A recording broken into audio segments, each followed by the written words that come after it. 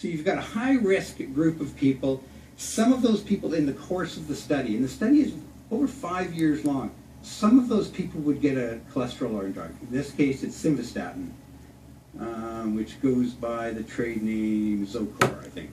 Some of them would be getting the placebo, half of them. So you would follow these more than 4,000, mostly men, for 5 years to see, how many of these high-risk men had a heart attack if they took the statin, how many had a heart attack if they took the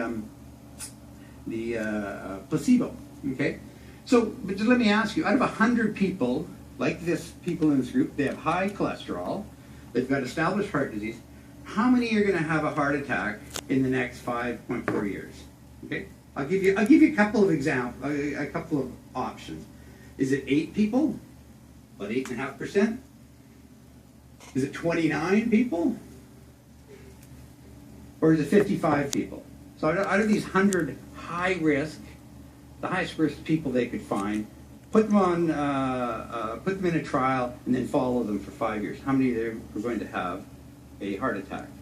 Oh, sorry. How many of them will? How many of them will have a heart attack in the next 5 years?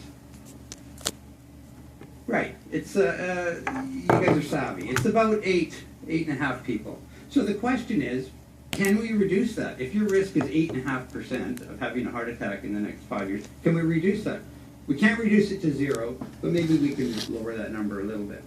And there's a couple of ways that we can do this. We can do it with a cholesterol-lowering drug like simvastatin. But would you take this drug every year if it offered these benefits? Okay, one of them, it's going to reduce your risk of a heart attack by 42%. Okay.